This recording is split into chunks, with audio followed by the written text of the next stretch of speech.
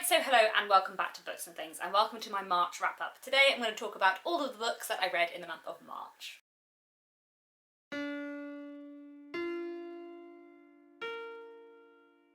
So March was a surprisingly successful reading month. I somehow managed to read 19 books in March, which is more than I have read in a month, possibly ever.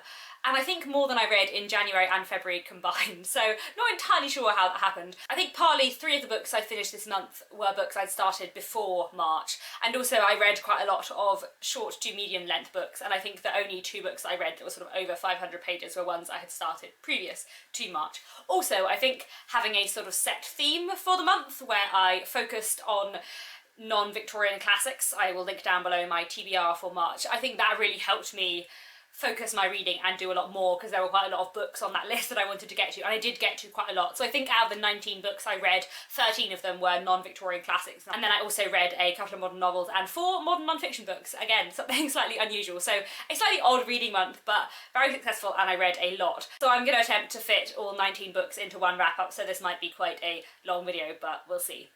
Anyway. So starting off with the classics and going through in vague publication order, one thing I read this month was Aesop's Fables. Aesop's Fables are a collection of fables which were possibly written by a slave in the 6th century BC, but no one is really sure. They might not have all been written by the same person, and they are all very tiny stories, sort of, you know, half a page, often featuring animals and always with some kind of moral message. I'm glad I read these because they were interesting. I'm not sure it was exactly enjoyable because some of them were quite weird and also quite violent, but also quite interesting, especially to see how a lot of the proverbs we have today come from Aesop. So it was a slightly odd read, but I am glad that I read this one. And then quickly moving on to the 19th century, this is Ivan Turgenev's First Love and Other Stories. Ivan Turgenev was a 19th century Russian writer, so I actually didn't read the title story First Love because I have read that twice before, but I read all the other stories in this and I really enjoyed it. I'd forgotten how much I liked Turgenev's writing, and I'm really hoping to read something else by him in the future. I loved First Love previously, but some of the other stories in here I really loved. King Lear of the Steppes and Assia were just wonderful stories, especially Assia. I think, like, I really enjoyed the characterization in that story. It's really beautifully written, really interesting, and I also like his use of kind of frame narratives and storytelling devices because I think they're quite fun as well. So I would highly recommend this collection and anything by Turgenev. Moving on to the early 20th century, a lot of the classics I read this month came from the first sort of 50-60 years of the 20th century. This is a Japanese collection. This is Rashomon and Other Stories by Ryunosuke Akutagawa. I think I liked these. They were really weird. They were much weirder, I think, than I was expecting them to be. Very strange. Some of them do have proper sort of magic realist elements. One of them, Horse Legs, is about a man who dies for a few days, and then when he wakes up and is brought back to life, he has horse legs, and he tries to keep this a secret from his wife. Really weird. And then some of the other stories just have characters behaving in a way that you wouldn't think people would behave. So I would recommend this, I think, if you're interested in Japanese fiction, and if you like slightly weird short stories. Like I said, I'm not entirely certain whether or not I like them, but they were certainly an interesting read. Then I read The Homemaker by Dorothy Canfield Fisher. This is one of the Persephone classics, and I really enjoyed this one. I buddy read this with Lil from Lil's Vintage World, and we both liked it. While I was reading it, I felt that it was one of the best books I'd read so far this year. On reflection, I'm not sure that it is. It's one of those books, has a brilliant premise, very well written, but I found the ending slightly too abrupt, I think. This is an American classic. It was written in 1924, and basically the plot follows a mother and father and their 3 children, and at the beginning of the book the mother is a housewife and she's very miserable. She feels that the family don't really appreciate her. She feels that she has to sort of slave away all day. She never gets to see her friends. She never gets to do anything she enjoys, and she feels like life has just really let her down. She also feels that her husband has let her down because he keeps failing to get promoted and they never seem to have any money, and meanwhile her husband feels that he has failed as a father because he feels that his only role is to provide sort of money and stability for his children, and that he doesn't do very well at work. He hates his job, and so he isn't really providing that. He feels like however much his children love him, he has failed them, and he doesn't feel that it's worth living anymore. And then an event happens that completely changes their lives and sort of swaps the gender roles. And it's just fascinating. It's a really interesting feminist book in many ways, though Dorothy Canfield Fisher apparently said she didn't view it as a feminist book, and that for her it's a book that's much more about children's rights than it is about women's rights. I would highly recommend this book. Really interesting. Like I said, the ending was a little bit too abrupt for me, but it is still fantastic, and I'm so glad I finally got around to reading it. And I want to talk about Goodbye to All That by Robert Graves. This is a World War I memoir written by Robert Graves in 1929, looking back on his time in the First World War and afterwards. And I found this really interesting. I'm so glad I finally got around to reading it because it was fascinating, really moving. Like bits of it, especially in the middle section where he talks about World War I, are incredibly difficult to read.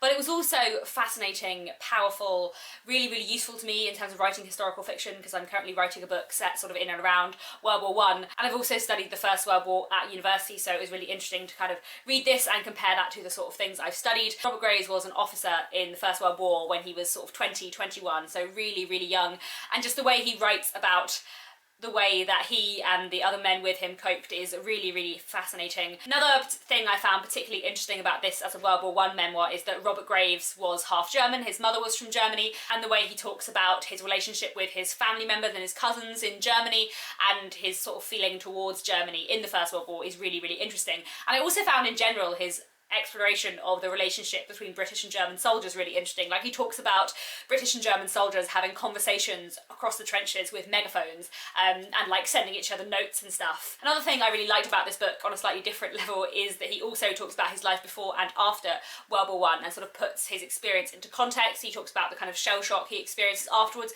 and he also talks about his relationship with his wife, who was an ardent feminist, and also about his sort of place in the literary world after World War I, including one wonderful chapter that really made me smile where him and his wife went to visit Thomas Hardy in the 1920s, because Thomas Hardy was still alive in the 1920s. Anyway, I would highly recommend Robert Graves' Goodbye to All That. Very moving, very powerful, and really fascinating. Then I read Of Mice and Men by John Steinbeck. I've been meaning to read this for a very long time, and it's a very short one, so it didn't take me very long. I don't know how much I like this one. I didn't like it as much as I was expecting to. This follows two men, George and Lenny. They basically travel around America finding jobs in different ranches because they don't have very much money. Lenny has severe learning difficulties and really struggles to remember things and also to kind of understand social situations. And he also is incredibly physically strong and very, very unaware of his own strength. And George tries to look after him. They have known each other a very long time and they're very close friends, sort of almost a kind of brotherly relationship. And the book basically follows what happens when they go to one particular ranch and what goes on from there. I found it interesting to read. I thought the writing was good, but I didn't really get the impact of it until the ending. I think the ending is brilliant and the last 10 pages I found really, really impactful, but everything up until there I didn't find that interesting and I didn't necessarily understand the significance of it all. I would definitely like to read some more by John Steinbeck, and I think I would like to read something longer by him, because this to me felt like one of those novellas that shouldn't be a novella. Like either it should have been shorter and more compact and been a short story, or it should have been more developed and been a novel. It felt like a slightly odd length where the ending was impactful, but so much in the middle didn't feel like it needed to be there, or that it needed to be more developed for me to be fully interested in it. So not my favourite, but I'm definitely looking forward to reading something else by John Steinbeck in the future. I then reread one of my favourite plays. This is Spring Storm by Tennessee Williams. This was written in 1937, 1938 kind of time and was never performed until the 80s because it was one of Tennessee Williams' first plays that he wrote and it was forgotten. It wasn't performed at the time, but I love it. It's one of my favourite plays of all time. I just haven't read it for a long time, so it was really wonderful to reread it. And it's also the book where my channel name, Books and Things, come from. It is a quote from this book. Spring Storm basically follows four characters in this small Southern American town. There is Heavenly, who is kind of the young beauty of the town, and there is her sort of long-term boyfriend Dick. He kind of wants a very different life to her. And there is another man, Arthur, who also is in love with Heavenly. Then there is Hertha, who is a librarian. She's in her late 20s. She's considered an old maid. She's not considered very pretty, and she is lonely and unhappy, but she finds Arthur fascinating. And basically it's about what happens with these characters and various other sub-characters around them, and it is magnificent. I think it's so good. There are some problematic aspects of it, I think, especially to do with the character of Arthur, which I don't think I really appreciated so much when I first saw this, but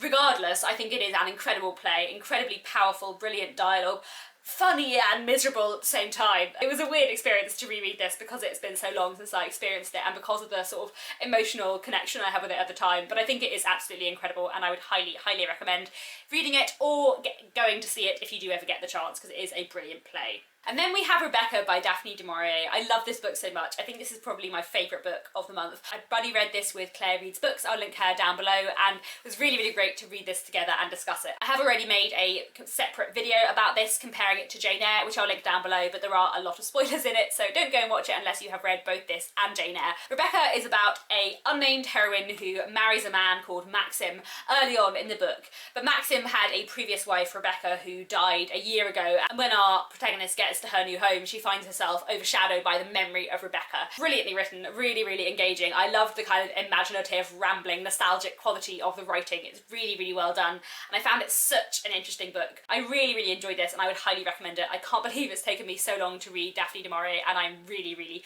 really hoping to read something else by her in the future. I then read One to Buckle My Shoe by Agatha Christie. This is one of the Poirot mysteries. I basically just picked this one up because it was the only Agatha Christie novel that my library had. I really enjoy Agatha Christie. I love her writing style. I love how dialogue heavy her books are. It makes them really engaging, and this was certainly a good one. At the beginning of the book, Poirot goes on a visit to his dentist, and then he hears later that afternoon that the dentist he saw in the morning has committed suicide. But Poirot isn't really sure if it is actually suicide, and everything goes on from there. I really, really enjoyed it. I thought it was a good mystery, well done and interestingly solved and well written, and I also quite like it where there is a kind of like moral dilemma for Poirot at the end. And that's something I especially enjoy in Agatha Christie. I also read Fictions by Borges. I'm really glad that I gave Borges another chance. I'd read some of his short stories before and found them so weird. I'm not sure I really got them, whereas I definitely enjoyed some more Borges on my second reading. So some of the stories in this collection I had read before and some of them I hadn't, and interestingly I think the ones I'd read before I enjoyed more because I got more out of them on a second reading. I also think I just enjoyed Borges more this time, knowing what to expect going into it. His short stories are weird.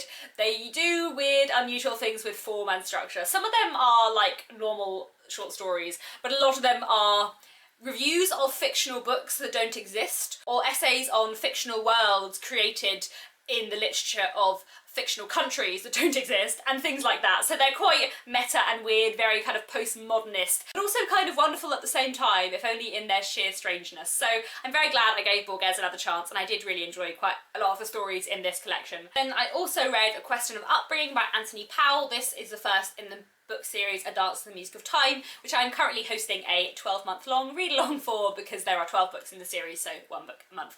I'll link down below my announcement for the read-along and also the individual book review I made of this book, which is spoiler-free. The series as a whole deals with the life of a character called Nick Jenkins, and we follow him and all the various people that he meets throughout his life. I listened to A Question of Upbringing on audiobook, which is really, really lovely. Basically, this book follows Nick through the end of his school life and his university life, exploring the characters he meets along the way, all of the strange and wonderful people who he encounters, and deals with sort of coming of age and growing up as you move from school to the adult world. But I love the nostalgic feel of this. I love all of the fantastically drawn characters, I love the humour, and I love the setting of the 1920s, so I'd highly, highly recommend this one. I then read another play. This is Tea House by Lao She. This is a Chinese play from the 50s, and it spans quite a lot of decades in Chinese history, starting in the very late 19th century and going through until the mid-20th century, following China from the end of the Qing Empire into the Republican period and then into the Communist period. It focuses on this particular tea house in Beijing, the proprietor of that tea house, and all of the people who come in and out. I really, really enjoyed this. I would say that I think it's probably one of those plays I would have slightly enjoyed more if I had seen it rather than reading it, especially because there are a lot of characters. I mean, like, the character list at the beginning of this book is about 5 pages long. There are a lot of characters, and often characters going down through generations and sort of sons or daughters of characters we've met before, which I did find a little bit confusing. And I also think I would have slightly enjoyed it more if I knew a bit more about Chinese history. I have studied a bit of Chinese history at university, but my module went from ancient times to 1800, so nothing about the 19th and 20th century. But I will definitely be lending this to my boyfriend Nick, who studied a lot of 20th century Chinese history at university, who I think will get a little bit more out of this than me. Definitely one that I would recommend, and a really interesting play. I then read some poems. This is Selected Poems by Michael Longley. I think this probably counts as a modern classic. The poems are from sort of the 60s, 70s, so it depends where you draw the line. I borrowed this from the London Poetry Library and the South Bank Centre, and there are a couple of reasons why I picked this one up in particular. Partly because the Irish readathon was going on in March. I'll link down the channels of the host below, and I wanted to participate in some way, but I'd already decided I was going to do non-Victorian classics in March and film my TBR before I remembered that the readathon was happening.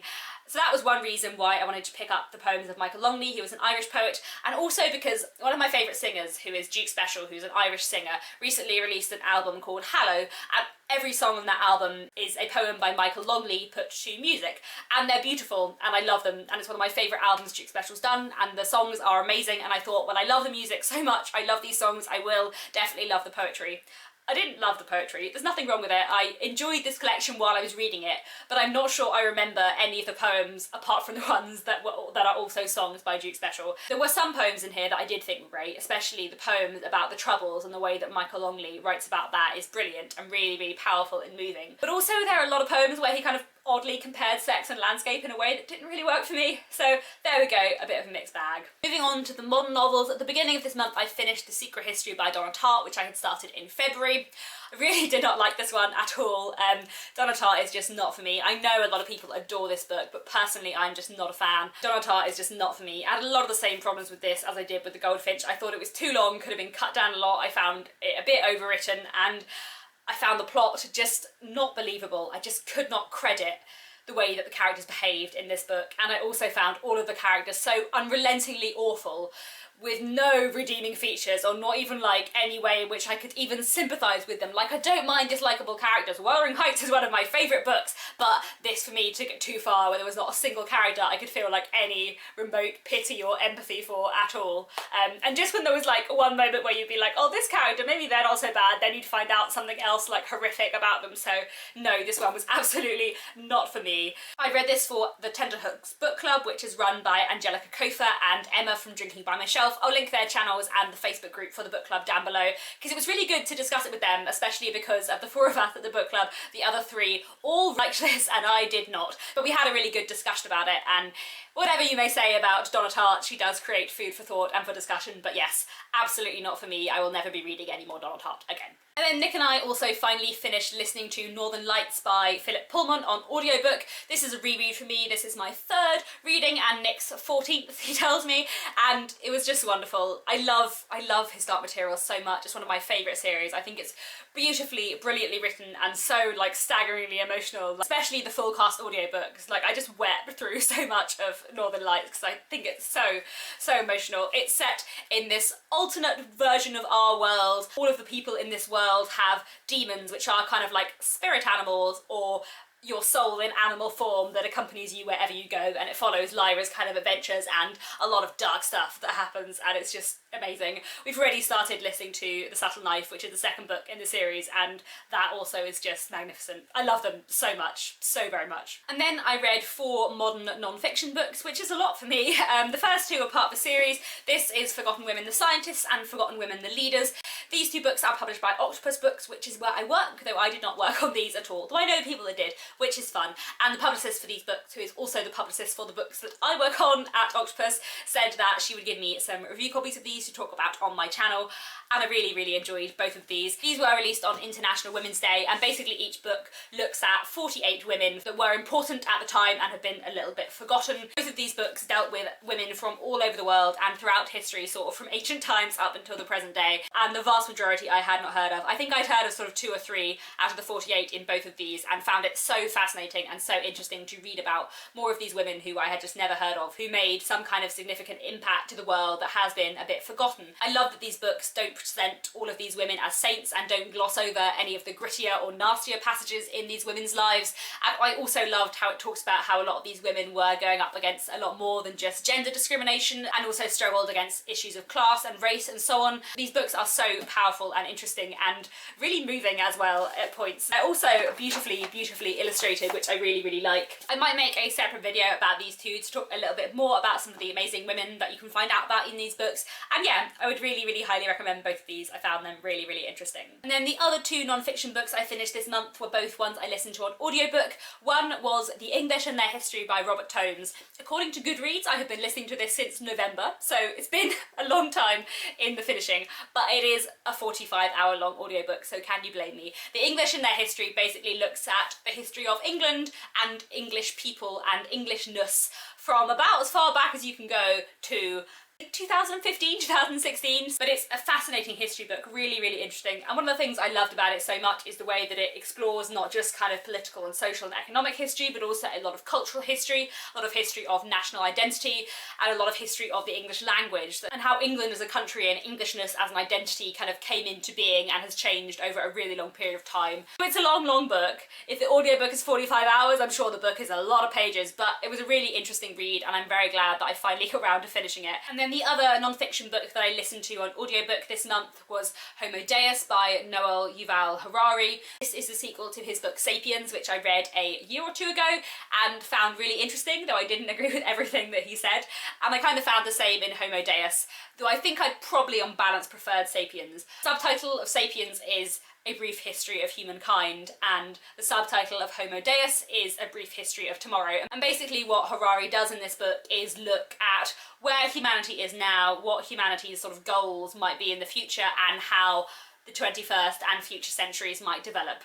I found it a really, really interesting read slash listen. I really, really enjoy the kind of anecdotal evidence he uses and the way that he explores particular issues, but I'm not sure I necessarily agree with all of his arguments or the way that he reaches conclusions, and I didn't find it as well structured as Sapiens. I think it didn't feel like it flowed as well. I didn't always entirely know what his argument was, and the ending felt like quite abrupt, like I didn't feel like he got to any particular conclusions in the way I was expecting him to. So I did find it a really interesting read sort of in the reading of it, but I didn't think it was quite as well put together as Sapiens. I would recommend it in that I think it deals with a lot of really interesting issues, but I think it's interesting to read as a general kind of pondering rather than as a book with a very set, specific argument and structure. There we have it. That is the end of my incredibly long March wrap-up. Please let me know down in the comments if you have read any of these books and what you thought of them, and I'll be back very soon with another bookish video.